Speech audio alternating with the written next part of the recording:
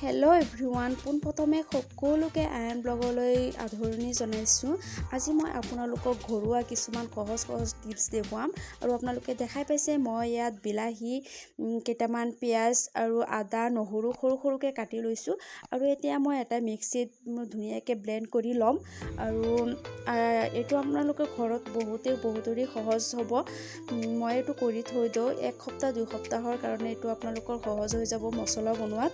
আৰু এইটো আপোনালোকে কেতিয়াবা ঘৰত আলহী আহিলে পটককৈ বনাই দিব পাৰিব। মছলাটো বনাওঁতে অলপ দেৰি হয় ন। আৰু আপোনালোকে ইয়াতে দেখা পাইছে ধুনীয়াকৈ ব্লেণ্ড হৈ গ'ল মছলাটো, বিলাহী আৰু পিঁয়াজ নহৰুবিলাক। আৰু এটা কেৰাহীত তেল দি দিলোঁ। তেলটো গৰম হোৱাৰ পিছত মই এই ব্লেণ্ডখিনি, বিলাহী আৰু পিঁয়াজৰ ব্লেণ্ডখিনি মই এতিয়া দি দিলোঁ।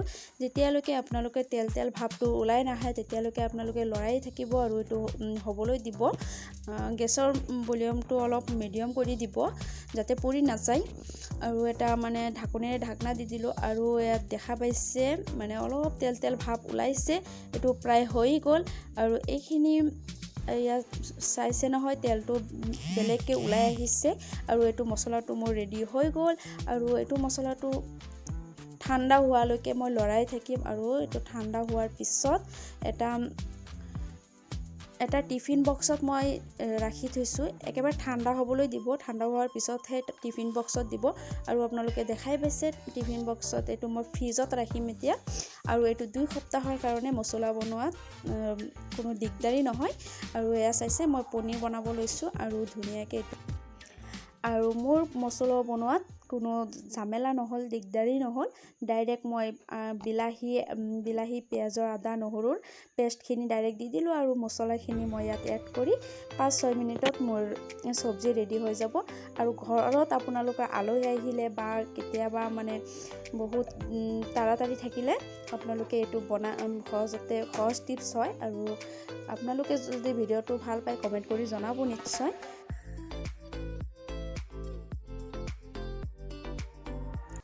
আৰু এতিয়া মই আহিলোঁ ৰুটি বনাবলৈ। ৰুটি বনাবলৈ মই ল'লোঁ ইয়াত আটা। আৰু আটাৰ লগত মই পানী নিদি গাখীৰ দিলোঁ।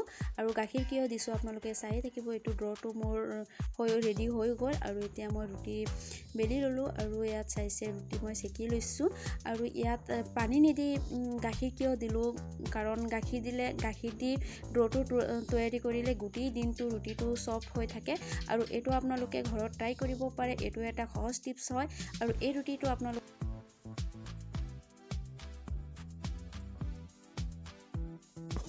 আৰু এতিয়া মই আন এটি টিপছ লৈ আহিলোঁ। এতিয়া মই 1 কাপ আটা দি দিলোঁ। 1 কাপ আটাৰ লগত মই 2 কাপ দৈ দি দিলোঁ।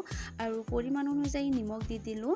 আৰু এইটো মই পুৰি বনাম। আৰু এতিয়া মই আলু সিজাই থৈছিলোঁ, আলু পুৰি বনাম মই। এই আলুটো ব্লেণ্ড কৰি দি দিলোঁ হাতেৰে। আৰু গোটেইখিনি মই মঠি ল'ম। আৰু 2 কাপ আৰু অলপ দৈ লাগিব। আৰু 2 চামুচ বাকীখিনি দৈ মই দি দিলোঁ। আৰু এই গোটেইখিনি মই ভালকৈ মঠি ল'ম। আৰু আপোনালোকে দেখাই পাইছে। আৰু এইটো ঘৰত সহজ টিপছ হয়। আৰু যদি মোৰ ভিডিঅ'টো চাই ভাল লাগে please like, comment and subscribe কৰি দিব। যিসকলে মোৰ চেনেলটো নতুনকৈ চাই আছে কাষত থকা বেল আইকনটো প্ৰেছ কৰি অল কৰি দিব যাতে ন'টিফিকেশ্যনটো আগতীয়াকৈ পায়। আৰু এতিয়া চাইছে মই ৰুটিটো বেলি লৈছোঁ। কোনো তেল দি বেলা নাই, এনেই অলপ আটা লৈহে বেলিছোঁ। আৰু এতিয়া ৰুটি বেলা হৈ গ'ল। আৰু এতিয়া মই গৰম হোৱা তেলত ৰুটিটো দি দিলোঁ। আৰু এয়া চাইছে কিমান ধুনীয়া ফুলিছে। আৰু এয়া হ'ল এটা সহজ টিপছ। আৰু পুৰি বনাবলৈ ড'টো আপোনালোকে 1 ঘণ্টা 2 ঘণ্টা থৈ দিব নালাগে। এনেকৈ ড'টো তৈয়াৰী কৰি ল'ব, একেবাৰে সহজ হয়। আৰু চাইছে কিমান ধুনীয়া পুৰি হৈ গ'ল।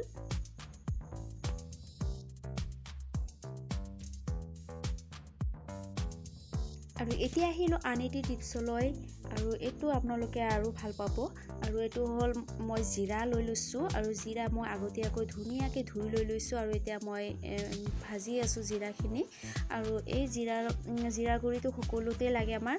আৰু এইটো আপোনালোকে জানেই যে গৃহিণীসকলে।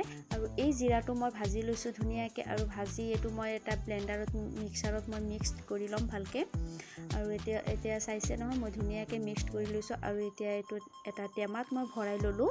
আৰু এইটো শুকান আলু ভাজি বা কিবা পটল ভাজি কিবা কিবি শুকান ভাজি তাজি বনালে আপোনালোকে এইটো অলপ জিৰা গুড়ি দিলে বহুত টেষ্ট হয় চব্জিটো শুকান ফ্ৰাইটো কিবা বহুত টেষ্ট হয় আৰু আপোনালোকে এনেকৈ ঘৰত জিৰা এনেকৈ ভাজি আপোনালোকে ঘৰত ট্ৰাই কৰি চাব পাৰে